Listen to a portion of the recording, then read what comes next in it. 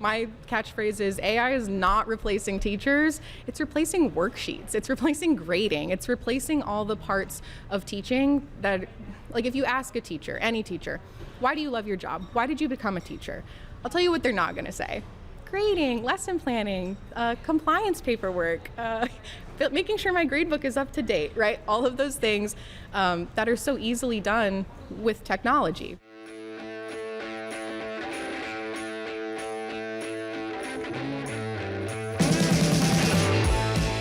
Hey y'all, this is where Texas politics gets interesting.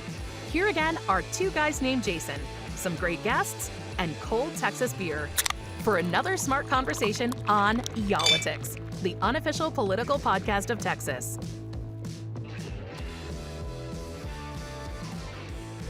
Hey guys, welcome back to yall-itics. This is the first episode, I think, ever we've had our coats on. That what? We've had our jackets on. I've got a sweater on. Yeah, it's you chilly. Like an East German assassin from the Stasi days. Yeah, so look here. out. Yeah, exactly. You look like you could be. Well, no, I'm not going to get into it. Go ahead. Go ahead. You wearing anything under that coat? I sure hope so. I don't know what would be more dangerous, that or an assassin. And Wheeler hasn't started drinking yet either. I have not had a sip. This is a hell of an episode to watch right here. So I ordered the beers today. I'm having. I always get the necessary evil here, the Pilsner, which I might order again here in a moment. But I got the Redgate today, the Amber Lager, and I got you a Quaker State. So taste yours. Quaker and State, see I love what you it. think of yours. It does look like motor oil. This is super dark beer right here. It's a bold beer, Plutonium 239, coconut porter. Oh, that's good. Yeah, you can definitely pick up the coconut in it too. We're back, obviously, at our favorite place, That's Manhattan excellent. Project Beer Company, and West Dallas. Yeah. West Dallas. So. And today we have a guest with us who drove a long way out of her way to be here with us in West Dallas. right. Not from Phoenix. No, but from Fort Worth. it might as well be from Phoenix. It's a long drive. It's a long drive. Sam DePolo is the lead guy. Why did they Lead call you guide. guys? What is it? Did you say lead guy? Yeah. She is not a guy. All right, she is the two. lead guide. The lead guide. I know. I was like, that's a strange name. That's a strange title. Yeah. That would have been a really haven't odd started title. drinking Both are either, strange, so- but that is extremely I don't odd. know why you would have guy. come. I don't know why you would have come here for this job if you were called the lead I guy. lead asked that. guy. I'm like, the lead guy. That's No, weird. you got us mixed up. I'm the lead guy here of the podcast, and she's the lead guide He's the lead guide at the Alpha School. of Fort Alpha Worth. School in Yeah. Fort Worth. Yes. So, Sam, welcome. Thank you. And you have a very exotic Cheers. beer. Cheers. What do you have? Cheers. Do you remember what it's called? I don't remember exactly what it's called. I know it's a Goza. Goes okay. It is the Bikini Atoll Pink Lemonade there it is. Nitro. Interesting. Wow. I like that. He's Wow. upping the stakes on us. This will a be an pink interesting beer. one. Yeah. Wow. So the Alpha School. Let's lay out what the Alpha School is. You Yeah. guys have been around for a minute, but it really took off this summer. I think Yes. people really started finding out more about you guys. Yeah, there's a lot of traction. Explain what the Alpha School is, because people might have seen the headlines. It's really AI heavy. Right. What do you guys do that's different from my kid's school? There's a lot of clickbait out there, a lot of misconceptions that we are a robot teacher, like futuristic bad sci-fi movie of a school, but that's not the case at all. It's not what's happening. No. Okay. I actually was talking to a lady a couple weeks ago, and she visited the school, and she's like, "Where are the robot teachers?" Are you serious? For real. That's the episode title right Wow. there. Yeah, where are the robot teachers? We can dispel that misconception right out the gate.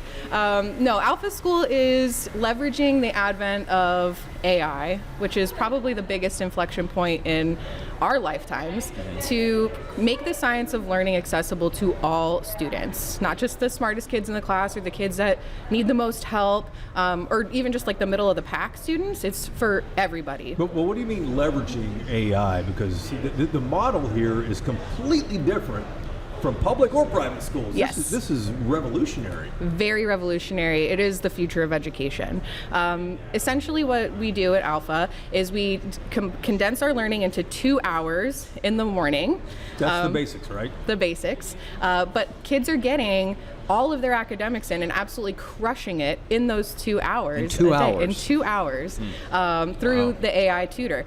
Science of learning research in terms of teaching and learning doesn't disagree. It's all the same. That one-to-one individualized model is what works. You said the AI tutor, are there real teachers, or is the computer teaching them? So it's kind of a mix. The computer, the AI is delivering that individualized, and I mean truly individualized instruction for kids. It is crunching the data. It is like tracking their eye movements to make sure that they're staying focused. It is feeding them questions that are specific to their interests and getting their learning done so much quicker, so much more efficiently than a human being ever could. And I'm saying that as a career teacher. I've been a teacher for almost 15 years. So everybody in the classroom is going at a different pace. Everybody's on sort of their own learning schedule. Exactly, which is how it should be. What we've seen over the past, longer than the past few years, but especially in the past few years, is that kids in each classroom, they may be grouped by age,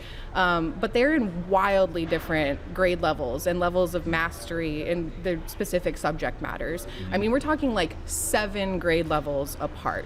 In one class? In one classroom.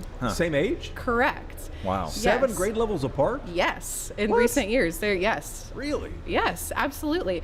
And as teachers have known this for years, especially since the pandemic, we've seen the gaps get wider and wider and wider. And we're just, in my opinion, I felt like I was on a sinking ship. Like, what am I supposed to do? How am I supposed to help these kids? It's like a losing battle when it's that drastic of a difference. My largest class I ever taught was 47 students. Wow. And these kids were all at different levels. All different and so levels. You're juggling all of these different needs as one teacher. In addition to IEPs, right? Students who learn differently, ADHD, students who are English language learners perhaps, all in one classroom. How can you meet all of their needs? That's why, going back to Socrates, Plato, Aristotle, it really should be a one-on-one learning model. It's just not feasible in today's day and age.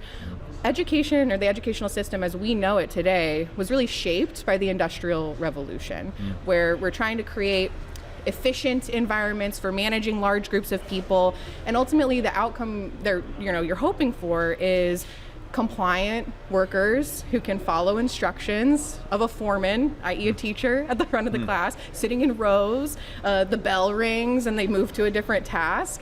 It's wild to me that we haven't already revolutionized education. It's just such an archaic model based on the needs of our current world and just the world we're living in. Students don't need to follow instructions. They need to think critically and solve problems. So if computers are helping the individual students, then you have what you call guides. Yes.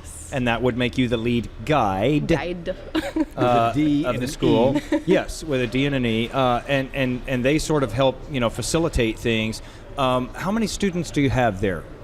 So we always start our schools off with 25 founding families. Okay. And then we've had a ton of interest from there. A lot for next year, some for already starting in January, or trying to get in. But parents want this type of education. They want their kids to get their learning, their academics done at their level, and crush it in the morning to free up more time for life skills, which is a huge benefit of the alpha model. The entire afternoon is devoted to teaching kids life skills. Like what? Yeah, explain that, because I want my kids to get off the screens, and you're talking about putting kids on screens for life skills. What are they? Now, just to clarify, the 2-hour learning is the only part of the day that's on screens. A recent study came out that showed the average 6th grader in America spends 2 hours and 53 minutes a day on screens at school. In my experience as a principal and as a teacher, it's a lot more than that, and it's just getting more and more. There's more screen time as you get older and older. High schoolers are taking notes, and then they go home and do homework for hours on end. They're constantly on screen. So just to clarify, the 2-hour learning portion, the academic, the AI tutor, that's the only time they're on screens. The rest of the day is freed up to live in the real world. So for instance, I hear this all the time. What is something that you wish you would have learned in school but was never taught to you? a lot of answers to Stock that. trading, along with things Wheeler? like that. Yeah. Okay, so actually to that exact point, stock trading, Really? I'm running a workshop right now. It's a year-long workshop called $1 Million Mondays. And what we do every Monday is I have a software where the kids, it's actually for graduate students, but I'm doing it with 4th and 5th graders, where they're learning how to invest. They're trading stock. It's a simulation, but they're trading actual stocks. Are they Updates. picking it up? Yeah, At absolutely. 4th and 5th grade. Kids are limitless, guys. We don't give kids enough credit. We have put them in this system for so long where they're told to sit down and raise your hand if you have to use the restroom, which is still like wild to me. We're not building independent children. Once you free them to be independent, to have agency, the sky is truly the limit of what they can do. Any of my 4th graders could tell you what a CD is, what their goal, their test to pass the workshop at the end of the year is to beat the S&P 500. Wow. So they can explain to you what an index fund is and why their portfolio is going to be better than it. That's And a life skill. Yes, exactly. That's a big these are life things skill. that you don't get taught in a traditional classroom. And they're not on screens for that, though. No. I mean, a little bit just depending on the workshop, but the focus is not the screen at all. I'll give you another example. Our kindergartners are running a workshop right now where we're teaching them how to ride bikes, but it's not just, the end of the workshop is, okay, now you can ride a bike. We always have those really high standards for kids. So the 5-year-olds have to ride 5 miles without stopping and without complaining. Oh, wow. How's that working out? It's actually great. Yeah, the kids are Wow. doing it. Huh. So that's a life skill That's a life that grit. you'll use for the rest of your life. Grit, yeah. So Sam, you have a public school background, Teach Yep. for America, I believe, and Yep. you're from. Did you teach in Phoenix? Is that where you taught? Yeah, or? so I started my education career as a Fulbright scholar. So I taught in rural schools in central Mexico. Oh, nice. Schools that had almost no resources, truly almost nothing. From there, I came back to the States and taught in like massive public schools, Title I schools. Like I mentioned, the biggest class I ever had was 47 kids, all different levels. And then I also have some experience in the high-end private school world as well. But what's fascinating and strange is that across all of these environments, apart from like facilities, the structure is identical. You see the same sure. exact thing everywhere, which is outdated. When did you first use AI, and how do you use it today outside of work? It's a great question. Man, I remember so vividly when ChatGPT came out and all the kids at school, I was a principal at the time of a high school, and all the kids were mumbling and there was rumblings about, this new, AI.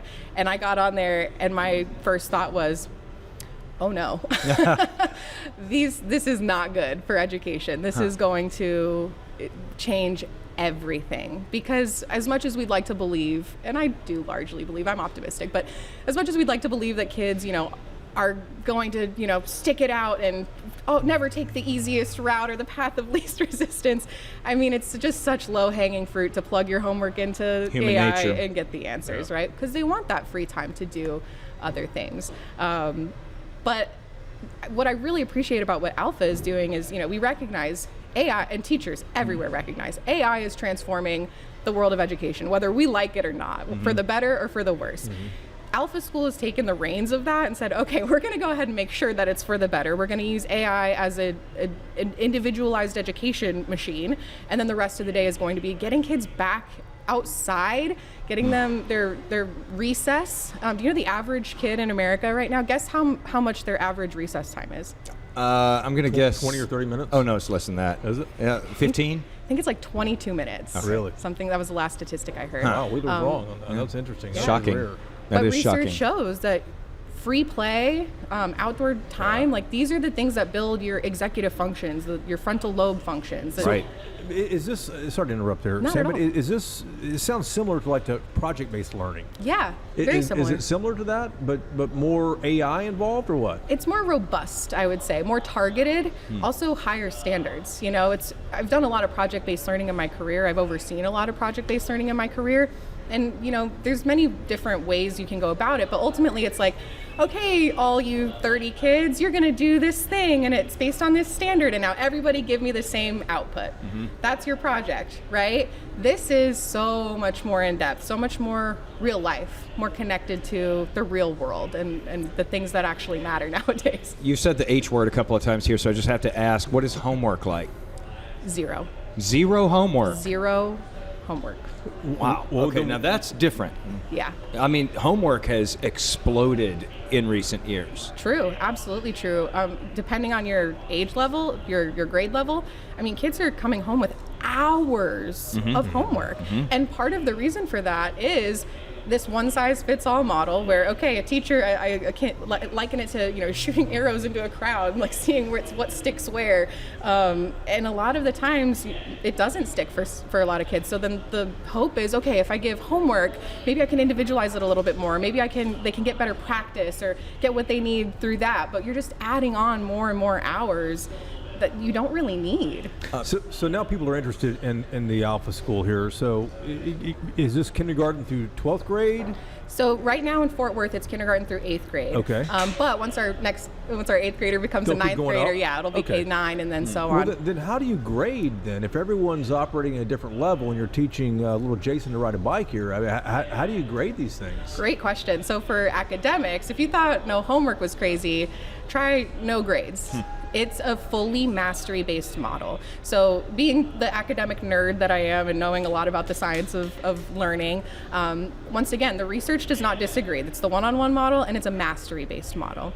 So you need to master the skills of first grade before you can go on to second grade and so on and so forth. Otherwise, and what you see so frequently with students is that there's holes in their education. So to give you an example, we had a high schooler last year who was studying for the SATs and her math score just wasn't where she wanted it to be. So introduced the AI tutor, let's have you take some practice tests. And it was able to much more efficiently and accurately than a human pinpoint, oh, you haven't fully mastered exponents. Come to find, oh, well, she switched schools in 6th grade and they had covered exponents before she switched schools. So she just kind of missed it and filled it in the gaps as best she could along the way.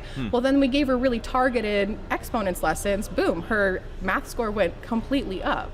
That's the sort of magic that you can create with And what you're saying too is that an individual teacher who's juggling, dozens of other kids in a classroom may not have the time to sit and pinpoint that and figure it out and It's sort of so tailor hard. a lesson plan for that one student. It's so hard because everything kind of has to be standard, right? When you're dealing with 30 plus kids at a time, you can't give, okay, this is your worksheet and I'm going to grade it and I'm going to analyze exactly, oh, it looks like there's a pattern here. Okay, now here's your worksheet and times that by 30, 35, or in my case, 47. It's just not feasible. I mean, it's hard enough just to get your grading done as a teacher, let alone dig deeper and then individualize. It's impossible for humans to do. It is a tough job, and we have so many people who have just dedicated themselves to this, as their life's work. So there's this question, does AI and do AI schools put those teachers out of work eventually? Absolutely not. My catchphrase is AI is not replacing teachers. It's replacing worksheets. It's replacing grading. It's replacing all the parts of teaching that, like if you ask a teacher, any teacher, why do you love your job? Why did you become a teacher? I'll tell you what they're not going to say. Grading, lesson planning, compliance paperwork, making sure my grade book is up to date, right? All of those things that are so easily done with technology, right? The core of teaching, why teachers are such heroes, is because they're able to coach, guide, mentor. That's why we're called guides, by the way, because it's just shifting the role of the teacher back to that human element. But do you need as many of those humans as you would in a typical school? Let's say if you expanded your enrollment and grew from the 25 to 1,000, would you need the same number of teachers or guides who are teachers as a traditional school with 1,000 students? I would argue you'd need more, right? In this model with the industrial revolution model, so to speak, you can sit in front of 30 kids as one teacher and say, all right, here's the lesson, hope you get it, moving along no matter what. With the alpha model, it is about forming those bonds, those relationships, figuring out like, what are you passionate about? What really fires you up? And figuring out ways to create experiences for these kids, workshops for these kids where they can explore those things. Entrepreneurship is huge at our school. In Austin, our kids, our 3rd and 4th graders, I believe, ran an Airbnb and made a profit of several $1,000s. A real Airbnb or a simulated Airbnb? Airbnb. Really? but these are the sorts of experiences that we're curating for these students, along with that mentorship, that guidance that we're providing, the human element. So you can't necessarily achieve that very well with 35 kids. The numbers would have to be smaller. So this is not just, this is a private school, so there's tuition involved, There is right? tuition, yes. And this is not just for rich kids, though, because there's even a school open in the Rio Grande Valley in Brownsville, right? Exactly, yeah. So there's various models of the school. The tuition can range anywhere from, I think, like $20,000, and in some, like New York City, I believe it's around $75,000. But it just kind of depends on, like I said, what these workshops are. We're able to curate these incredible experiences for kids that are teaching them real life skills, and it's not cheap. Also, our guides make a very livable wage. So there'll be people, though, who'll hear the low end of that, and they'll go, $20,000 a year, that's a lot of money to me.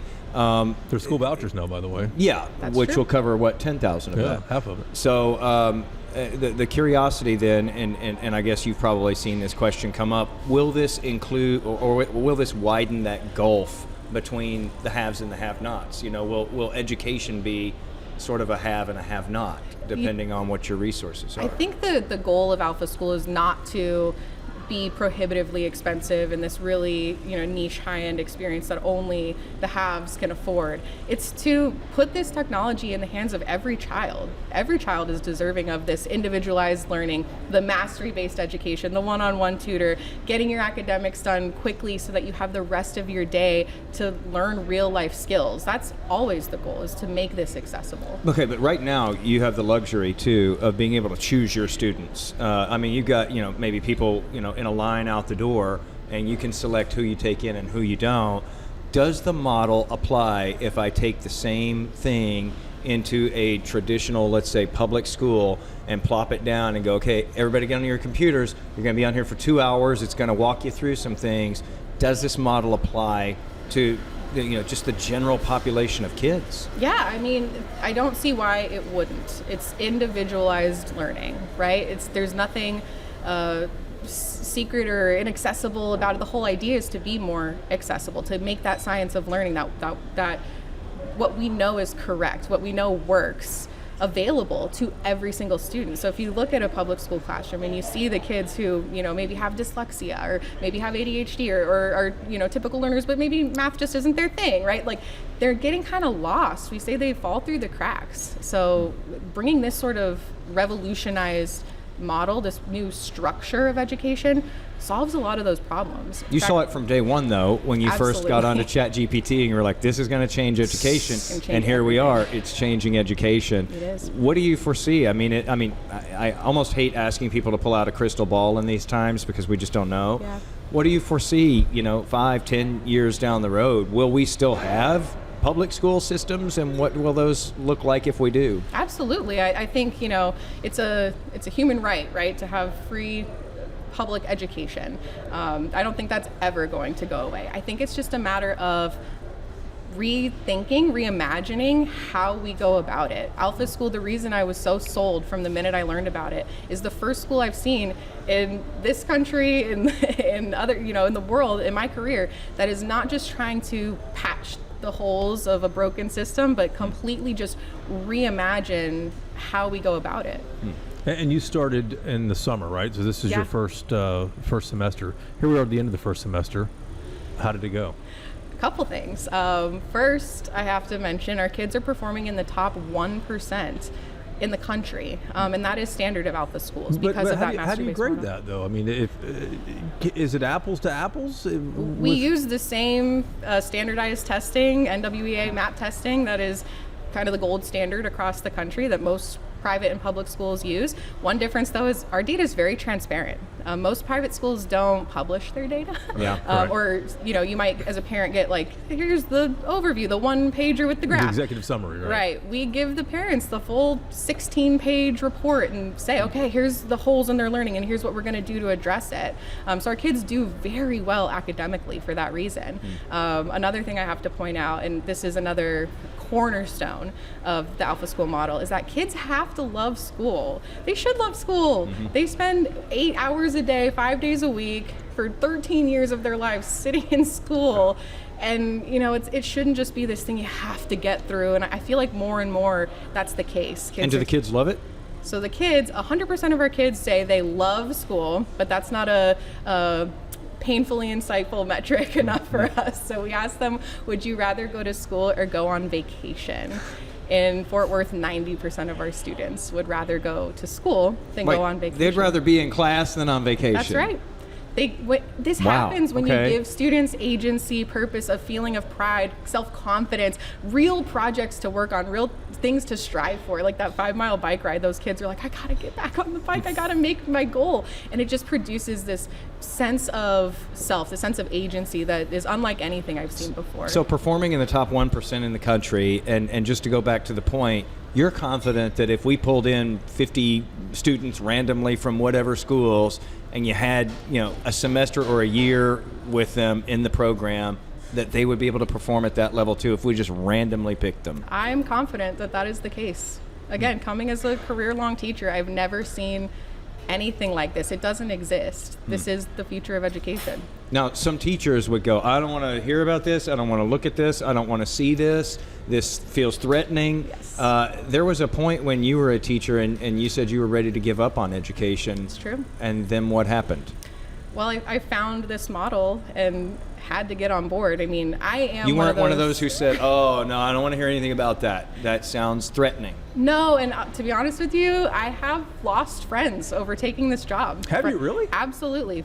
Some friends in traditional education are so against this that they don't want anything to do with it. They don't want to hear about it at all, to your point. And why are they against it? Does it feel like it's an existential threat to their career, or perhaps, or that it's replacing them, or that sort of thing? But again, I think it's born out of misconception of what it truly is. Like I said, ask any teacher in the world, why are you a teacher? What do you love about your job? And they will say it's the kids, it's that human element. And what the AI is doing is freeing teachers up to focus on that human element. And how many students do you have? 25? 25 founding families for Alpha. And how many teachers do you have? Right now, there are 4 of us. Okay, so pretty good ratio. And you said you've lost friends over this, but what was it about it that really attracted you to this? That you sought this out because you've been everywhere teaching, from Mexico to private schools to very busy public schools. Well, like I said, when you've been in the most underserved schools in the world and some of the most well-served schools with all the resources in the world, and really not a lot is different outside of physical buildings, it's alarming, isn't it? It's just it's always been in the back of my mind, like, this is the system that we're in, so make the best of it, be the best teacher you can be, but ultimately, shouldn't this change? And Alpha School is the first school I've seen that is just, it's not trying to shoehorn into the educational system and fix the problems therein. It's just saying, wait a second, we have so much better technology. We are at, like I said, the greatest inflection point of our lives. With this progress that's being made in these fields, like, why not utilize that? When the microscope was invented, it revolutionized the field of biology. Why shouldn't AI revolutionize how we treat learning in the world? We turned down a left street a moment ago, but we were talking about the end of the semester. Yeah. And kind of what you've noticed after one semester in this. What are the takeaways? Man, these kids have developed so much confidence. It is unbelievable. And they're all from public schools, private schools, everywhere? All over, homeschool, all over, so different backgrounds, And they've learned a lot, or what? They've learned a lot. So I had one young lady come to us, and she was very not on grade level with reading.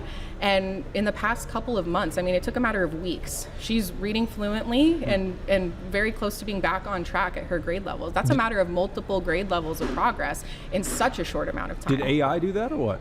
I mean, the capabilities of AI to really look at the data, look at where the holes are, pinpoint it, create ways and lessons to address those holes, fill the holes, and then move them on is outrageous. It's incredible to witness. What happens with, you mentioned, I think, ADHD earlier. What happens with a student who's special needs? How do they fit into this kind of a program? Yeah, so we don't want to do anything outside the scope of the practice, right? So if you think about the bell curve, we're looking at the majority of that curve, so to speak. But that being said, everybody is kind of on an individualized education plan, right? They're getting exactly what they need. So my background is largely in the realm of dyslexia and in the science of reading dyslexic learners.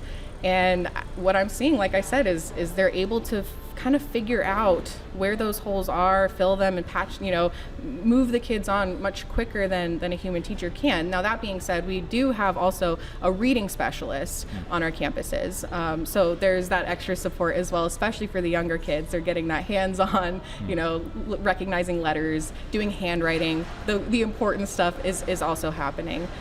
And are you using your own software for AI, or are you guys hopping on a ChatGPT and Perplexity and those places like the rest of us? Most of the apps, the learning apps, are proprietary. Okay. Yeah. All right. So this is not just kids sitting in front of ChatGPT for 2 hours.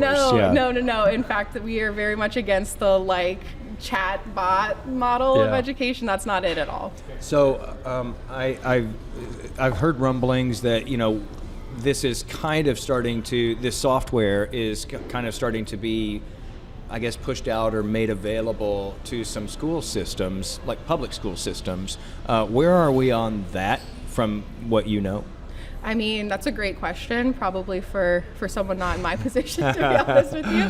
Don't want to speak outside of my own knowledge, but it would be great if these apps and this model of learning was more accessible, especially in the public school. And there are probably some parents listening to this too. And tell us what kind of reaction you've had from parents whose children are brand new to this.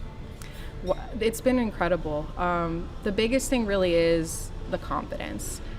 Kids, I mean, when we say your 5-year-old's gonna not only learn how to ride a bike, but do it for 5 miles without stopping or complaining, they're like, yeah, right. Yeah, show me that when it happens. Sure, yeah. Not possible. They do it. Yeah? Have you had anyone unenroll in Fort Worth? No. Everyone stayed? Yeah.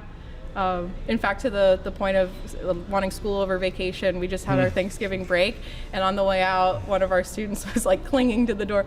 I'm gonna be school sick. Wow. Instead of homesick. I know. That's interesting. Nobody's unenrolling. Have you ever experienced that in your career? No, and I've worked at schools that are absolutely incredible, where kids also love school, but this is it's something different. I think it comes from that sense of purpose, passion we're building in students and giving them so much independence, so much agency that they feel like they're truly accomplishing something beyond just, I got an A. Right. So right now you all are in Houston, Austin, Dallas area, down in the Valley, San Antonio as well, or? Not San Antonio, I don't know if I saw San Antonio Brownsville. Yet. Okay. Bastrop, there's a school. Okay, just outside of Austin. And so you're teaching a sliver of students here in Texas, and I'm just curious what the learnings are as you all are, I'm assuming, trying to scale this up. Are there learnings there when you think about taking it bigger? I mean, I think the sky is the limit, to be honest. So are you ready for the company to come to you next year and go, hey, you got 25 students now, we're going to bump that up to 250? Absolutely. Yeah. Absolutely. I welcome it 100%. I mean, that's the hope, actually, is that it will continue to grow. It's such a phenomenal model. I hope it gets in the hands of more kids. Sam, last thing I can think of is AI is still brand new for a couple old guys like us. Is it too early to be doing this? Because AI is going to be, vastly different in 5 or 10 years than it is today.